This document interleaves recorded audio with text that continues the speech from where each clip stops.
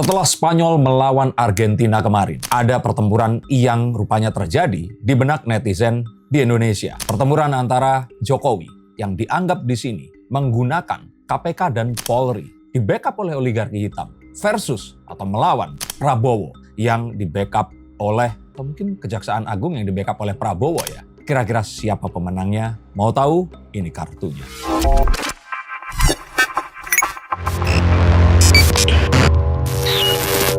Halo, saya Sekar kembali berjumpa bersama saya Denny Darko. Tidak ada yang namanya misteri. Yang ada adalah tanda-tanda yang kita semua coba untuk mengerti. Apakah betul ada pertempuran yang seperti yang tadi saya katakan? Jika memang iya, akan seperti apa dan siapa pemenangnya? Mau tahu? Mari kita buka semuanya. Penggeledahan. Ya itulah. Dari rumah Febri Adriansyah ya. Itu kan dilakukan oleh tim penyidik dari Kortas Tipikor Polri, Korps Pemberantasan Tindak Pidana Korupsi gitu, bersama dengan Polda Metro Jaya. Yang mana Kejaksaan dan Polri ini netizen menilainya tensi antara kedua kubu ini tuh sedang panas-panasnya gitu. Apalagi kemarin penangkapannya itu dilakukan tanpa adanya pemberitahuan ataupun ada penyuratan dan lain-lain. Nah, seperti keterangan Bang Hotman Paris itu sendiri. Nah, menurut Mas Denny sendiri, apakah pada akhirnya, maksudnya kalau kita bilang dengan statement Bang Hotman kemarin juga ini bisa memperjelas kondisinya bahwasanya memang ada perselisihan antara Kejaksaan Agung dan juga Polri di negara ini. Sebelum kita ke Bang Hotman, saya ingin mengingatkan kepada kalian semua bahwasanya kita mengetahui sebenarnya kan ada KPK, Komisi Pemberantasan Korupsi. Lalu orang-orang bertanya, apa gunanya tadi tim Tipikor Kortas Tipikor Polri? Nah, karena itu dibuat di detik-detik akhir pemerintahan Pak Jokowi. Yang diduga tujuannya adalah untuk menyelamatkan Pak Jokowi dan kroninya, dianggapnya begitu, jika nanti ternyata ada pengusutan yang melibatkan keputusannya di masa lalu. Oke, kalau permasalahan korupsi dan sebagainya, biarkan pengadilan yang akan menentukan. Tetapi kriminalisasi itu sesuatu yang bahkan Bang Hotman juga mengutip kalimatnya seperti itu. Ketakutan penguasa sebelum jika ternyata rezimnya ini berganti. Jadi bukan kali kedua mereka memerintah. Nah, ini adalah satu hal yang ada di benak masyarakat sehingga mereka merasa bahwa apapun yang dilakukan oleh tim tersebut itu masih dikontrol oleh presiden yang katanya sudah pulang ke Solo dan sekarang lagi jalan-jalan untuk jualan PSI. Nah, ini sesuatu yang ya kalau saya katakan nggak bisa disangkal dan ya sah-sah saja jika masyarakat berpikir seperti itu. Tapi kita perlu tahu juga hal yang lainnya yang ingin saya sampaikan, di mana Pak Jokowi itu juga nyadar kok dia ini bukan presiden yang aktif lagi dan perlu satu orang yang pasti untuk menjamin dirinya dan anaknya yang dititipkan kepadanya, yaitu Pak Prabowo. Dimana kalau ternyata hal itu terjadi, bahkan kalaupun ternyata itu bukan dilakukan Pak Jokowi, orang pasti akan menduduk Pak Jokowi, betul kan? Nah, artinya ini merugikan Pak Jokowi jika ternyata itu betul disuruh oleh Pak Jokowi. Dan kita tahu Pak Jokowi itu selalu memperhitungkan setiap langkahnya secara presisi. Sehingga mustahil jika kemarin itu adalah sebuah gerakan yang diinisiasi oleh Pak Jokowi untuk meruntuhkan tim Kejagung yang selama ini disebut mulai menelanjangi para oligarki hitam untuk membayar kekurangan bayar atau korupsi yang selama ini mereka, kalau kata Pak Prabowo bilang, diselundupkan seperti itu. Nah, ini adalah satu hal yang orang-orang itu tidak mengerti, bahwa meskipun Pak Jokowi di sini dulu presiden, tapi ingat Pak Jokowi nggak punya partai, kalaupun ada partainya PSI yang masih kecil, sehingga kalau melakukan manuver sebesar itu sama dengan Pak Jokowi bunuh diri. Sehingga kalau saya katakan di sini bukan dari Pak Jokowi. Nah, tadi ngomong Hotman Paris, gimana pertanyaannya? Maksudnya, apakah betul bahwa kata Bang Hotman seakan-akan ini terjadi rivalitas antara Polri dan Kejaksaan? Nah, karena Bang Hotman itu seakan-akan di konten tersebut berulang kali mengatakan, kalau lu punya nyali, sana tanya kepada Kapolri. Kalau lu memang nggak penakut, lu tanya sama Kapolri. Ini adalah satu hal yang saya kira itu memang terjadi sekian lama. Jika kalian tidak notice, oke, saya urutkan di sini. Yang pertama, presiden sebelum Pak Prabowo ini adalah Pak Jokowi. Lalu sebelumnya adalah SBY. Sebelumnya lagi adalah Bu Mega. Kita urut dari Bu Mega. Sipil atau militer? Sipil. SBY? Militer. Jokowi? Sipil, militer. Nah, ini kayak sesuatu yang bergantian setiap tahunnya. Entah ini disadari atau tidak. Kita tahu bahwa di mana tahun militer ini memimpin jadi presiden, maka militer berkuasa. Nah, di saat di mana ternyata sipil yang berkuasa, maka yang berkuasa di sini adalah Kalau bukan polisi, kejaksaan. Dan kita tahu kedekatan PDIP dengan kejaksaan di pemerintahan Pak Jokowi kemarin itu. Maka saya ingin katakan bahwa rivalitas itu sesuatu yang unavoidable, nggak bisa dihindarkan dan pasti akan terjadi. Nah, rivalitas itulah yang saya kira itu memang ada. Nah, tapi kita harus tahu itu semua yang berulang-ulang pun ini harus ada pemicunya. Dan pemicunya di sini sebenarnya kita harus mengingat ada sebuah upaya, the seven of swords, penguntitan atau pembuntutan yang terjadi 2 tahun yang lalu terhadap Ferry Boboho. Kalian tahu itu siapa? Kalau nggak tahu kalian cari tahu. Tapi kedekatan antara Ferry Boboho dan Febri Adriansyah ini seperti orang-orang itu udah tahu semua. Ada dugaan bahwa Ferry Boboho ini adalah makelar kasusnya yang berurusan dengan Kejagung. Dugaannya seperti itu. Nah, tapi kembali di yang ini tadi. Penguntitannya itu melibatkan satu orang intel dari kepolisian yang akhirnya ditangkap oleh TNI. Nah, orang bertanya-tanya kan, TNI ini hubungannya apa? Karena tadi Kejagung dan TNI ya. Kalau di judul awal saya lupa tadi ngomong itu. Nah, TNI di sini itu tuh hubungannya apa? Karena ini Kejagung gitu loh. Dan sipil, kenapa ada TNI gitu. Nah, ini adalah hal yang terus kemudian dipertanyakan karena seakan-akan memang ada perlindungan dari TNI terhadap jaksa-jaksa yang selama ini itu dianggap jadi garda terdepan pemberantasan korupsi yang memang ada. Bahkan yang nangkap itu polisi militer bukan TNI biasa. Iya kan? Dan yang nguntit itu Densus 88. Nah, jadi kan ini artinya ini elit ketemu elit, betul kan? Dan ini terulang lagi saat kemarin terjadi sebuah kondisi di mana rumah itu mau digeledah, TNI jagain rumahnya. Ini kan mind blowing. Ini yang selama ini miss dan tidak bisa kita bahas. Sehingga kalau kita tahu ini, maka Febri Adriansyah ini hanyalah seorang pion. Kita akan tahu di belakangnya ini ada orang-orang kuat yang menjadi pemilik uang yang sebenarnya.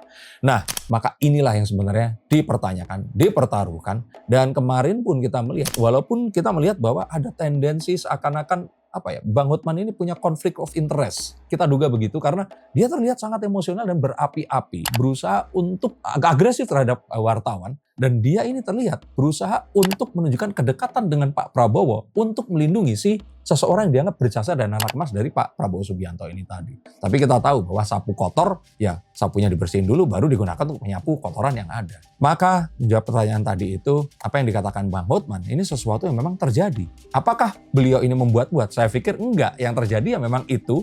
Bahkan kalau nggak ada Bang Hotman, kita hanya akan melihat sandiwara ini hanya dari kursi penonton saja. Tapi Bang Hotman seperti membuka itu semuanya dan kita tahu di belakang itu terjadi apa. Itu ya. Berarti kalaupun memang tadi kita mengeluarkan parameter seorang presiden yang nonaktif yaitu Pak Jokowi di sini, lantas kalaupun memang kita anggap dugaannya ada perseteruan antara Polri dengan Kejaksaan dan TNI ya, maksudnya Kejaksaan bersama TNI melawan Polri gitu bahasanya dan KPK gitu. Nah, lantas maksudnya berarti sebenarnya bukan konflik ya, maksudnya penangkapan yang kemarin dan juga berita yang hari ini begitu ramai ini tuh bukan sesuatu yang bahasanya dikehendaki oleh ya mungkin Pak Prabowo ataupun negara betul, karena kartu yang kita lihat ini kan kartu kembalinya sesuatu dari masa lalu dan saya berpikir bahwa bisa saja dalam kartu death ini ada sesuatu yang coba untuk dihentikan dan ditakutkan ini akan merembet kemana-mana, yaitu dugaan bahwa banyak anggota Polri yang memiliki dapur MBG. Dan ini diusutnya oleh Kejaksaan Agung. Dan mungkin saja dari kepolisian itu ingin membuktikan bahwa ya lu mau nyelidikin gue tapi lu bersih juga apa kagak seperti itu. Dan akhirnya terjadilah sesuatu yang ya kita lihat selama kemarin itu sama-sama dua pihak saling menyalahkan dan saya pikir ya nggak ada yang bisa disalah dan benarkan. Bahkan makanya saya katakan seperti ini agar ini sekalian aja bongkar aja sekalian saling membuka, saling membongkar aib. Oke. Kalaupun memang ini kita bilang itu dulu ya bahasanya praduga tak bersalah lah ya gitu. Kalaupun memang ada konflik ini antara Polri bersama KPK melawan Kejaksaan Agung dengan TNI. Nah, ini bisa banyak juga yang berpendapat netizen tentunya. Ini bisa kita lihat jikalau memang dalam waktu dekat Kapolri ini diganti. Menurut Mas Denny Darko, akankah ada kejadian seperti ini di dalam waktu dekat? Kalau Kapolri diganti dan kondisinya ini lebih harmonis, itu sangat mungkin terjadi. Kalau Kapolrinya diganti oleh seseorang yang merupakan orang yang patuh pada Pak Prabowo atau dia ini akan bisa dikontrol, maka kita akan melihat kondisi yang sangat kondusif. Tapi kalian lebih pilih mana? Bongkar-bongkaran atau kondusif? Saya sih pilih yang bongkar-bongkaran ya. Jadi artinya saya sih tetap mendukung Pak Listio Sigit ini tetap di sini karena saya seakan-akan melihat bahwa apa yang dilakukannya ini adalah sesuatu yang memang diperlukan. Tapi sayangnya setelah ini terjadi, Kejagung ini, ya, akhirnya Jaksa Agung dan Kapolri ditemuin kan.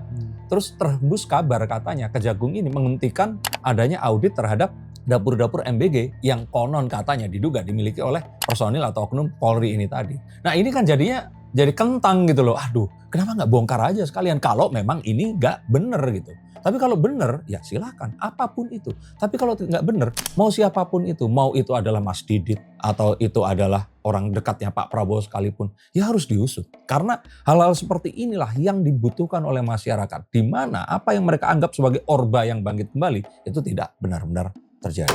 Mas, tapi kalau misalkan seperti yang kita tahu ya, maksudnya kasus-kasus seperti ini di Indonesia kan ada beberapa kali terjadi, apalagi maksudnya yang sebesar ini ya, bisa aja tiba-tiba pada akhirnya nantinya tiba-tiba mereda dan hilang dengan sendirinya. Apakah memang pada akhirnya kalau nanti kasus ini hilang dengan sendirinya, kita bisa berpikir atau mungkin berasumsi bahwasanya terjadi perdamaian di bawah meja seperti yang kita pikirkan, karena kan mulai ada pemberhentian penyelidikan dan lain-lain dan pertanyaannya di sini juga adalah kalau memang bongkar-bongkaran mau sampai kapan? Kalaupun mereka ternyata akan diakurkan, Pak Prabowo misalkan, manggil anaknya, kalian ini bla bla bla bla bla, kalian mau mencoreng pemerintahan saya, kalian mau mensabotase atau apapun ya, katanya kan seperti itu kalau bocor halus bilang. Kalaupun mereka ternyata akan akur, TNI sama Polri deh, sama ya kalau Kejagung saya nggak tahu ya, TNI Polri deh, kebanyakan cowok atau cewek? Cowok. Nah, STM aja itu pasti berantem. Apalagi orang sama-sama gagahnya, rebutan kembang-kembang desa, bukan halodok lah, halodek. Nah ya kan, atau kalau cewek-cewek di desa-desa tuh kalau lihat orang seragam mau TNI mau apa itu langsung melebihi ya cowok yang ganteng tapi bukan seorang seragam gitu seperti itu. Artinya selalu ada pride dari dua penegak hukum dan pelindung negara ini tadi. Kayak kalau Polri kan instrumen penegak hukum, kalau ini kan pertahanan keamanan negara kan. Tapi karena sekarang ini pemimpinnya adalah tentara, maka dia itu masuk ke relung-relung yang memang seharusnya nggak diisi. Tapi ya mau gimana lagi, ini sesuatu yang kita katakan ya naluri ya pasti akan terjadi. Tinggal kalau menurut saya adalah bagaimana kita tahu bahwa jangan terus ini dicampur adukan dengan Pak Jokowi lawan Pak Prabowo. Karena impian dan fantasi orang-orang yang ingin memisahkan itu adalah tentang dua hal itu tadi. Dan kalau kalian tetap terperangkap dengan hal itu, maka sejatinya apapun yang kalian pikirkan itu ya akan mengarah selalu ke sana. Pada kenyataannya kita akan tertipu. Karena kalau Pak Jokowi memang bisa mengontrol Polri seperti yang dikatakan, Pak Jokowi nggak akan keliling Indonesia jualan PSI. Maksudnya apakah kita berbicara tentang dugaan perseteruan ini ya, apakah berarti memang Pak Jokowi sama sekali tidak terlibat di perseteruan ini dan pada akhirnya ini juga memang hanya jadi ajang bahasanya show off dari antara Polri dan juga TNI lah bahasa seperti Kalau itu. Pak Jokowi nggak dilibatkan jelas, tapi kalau Pak Jokowi nggak dengar sama sekali saya pikir nggak. Karena kita tahu seberapa berjasanya Pak Jokowi terhadap karir Pak Listio Sigit. Dan pasti hal-hal seperti ini karena pasti akan dikaitkan oleh Pak Jokowi. Pak Jokowi paling nggak itu pasti sayup-sayup akan dengar, tapi dia nggak punya kuasa untuk apapun itu. Dan siapapun orang yang sekarang ini menjabat, dialah sebenarnya pemegang kuasa yang sesungguhnya. Jadi nggak terus Pak Listio ini itu seperti pesuruhnya Pak Jokowi yang akan melakukan apapun yang diminta oleh Pak Jokowi. Karena seakan-akan semua orang berfantasi seperti itu. Nah, maka kita dukung apa yang akan terjadi di antara penegak-penegak hukum ini untuk membongkar-bongkar sesuatu yang memang nggak pantas. Tapi untuk mereka ini akur, ya kita akan minta Pak Prabowo mengakurkan. Jadi urutannya begini, biarin aja mereka berantem, bongkar-bongkar, Pak Prabowo turun, akurin. Nanti biarin lagi berantem lagi, bongkar-bongkar, akurin lagi. Dan dengan seperti ini masyarakat akan mengetahui. Dan oknum-oknum mana yang kemudian terlibat, ini akan terbongkar dan dibersihkan. Ya mungkin nggak akan 100%, tetapi ini akan mendekati titik equilibrium, satu kesempurnaan di mana kita akan mendapatkan tingkat pelayanan yang lebih baik daripada tahun atau pemerintahan sebelumnya. Jika kalian setuju, tuliskan komentar di bawah sini. Terima kasih, sampai jumpa, dan salam.